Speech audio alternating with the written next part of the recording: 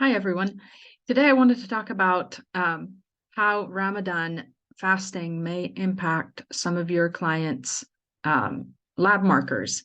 So I'm not going to go into the specifics of every single lab marker that could potentially be affected by fasting during Ramadan, but I do want to alert you to the fact that if you have clients who are following fasting during this month, be aware of that and maybe time um, blood testing that is not urgent to be done immediately so that your client is doing it after their body has readjusted post Ramadan fasting. So um, I started thinking about this several years ago when I had a client living in a Muslim country where and following Ramadan fasting guidelines. And she had run a thyroid panel and sex hormone binding globulin, I think additional markers. And I was a little bit puzzled. Things did not look exactly the way that I thought that they would based on her history. And so I did some research and I found out that fasting during Ramadan can definitely alter several thyroid parameters.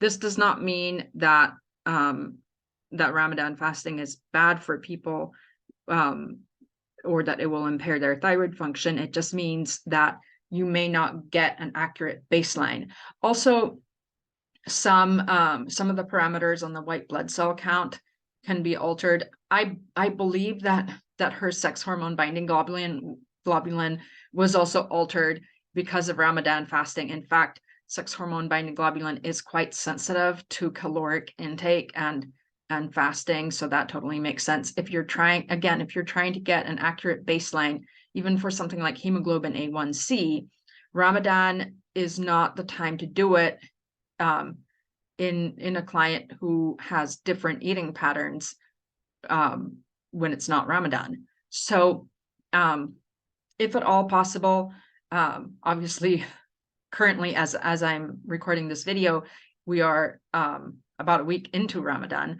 So having your client run the test before that, if you're watching this like right now during Ramadan, is not feasible. But say for future reference in future years, do consider having them run their blood tests, if at all possible, before Ramadan begins, because it can take a little bit, it can take a few weeks after Ramadan for the body to sort of readjust its parameters to the person's normal baseline.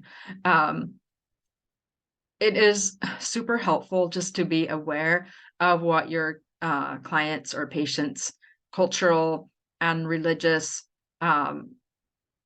impacts are on nutrition and lifestyle so that you can support them as much as possible in the context of their daily life without causing conflict or without bringing up unnecessary anxiety because, say, the test results are skewed because you were not aware of this issue. This has happened to me. Like I said, it happened with that one client, and that was where I started doing research and realized that this can have an impact. So I hope this is helpful information for you. Let me know if you have had a similar experience in your practice and any other markers that you have found that are impacted by Ramadan fasting. I would be really interested to hear what your experience and knowledge covers in this area. Okay, thanks a lot. Until next time.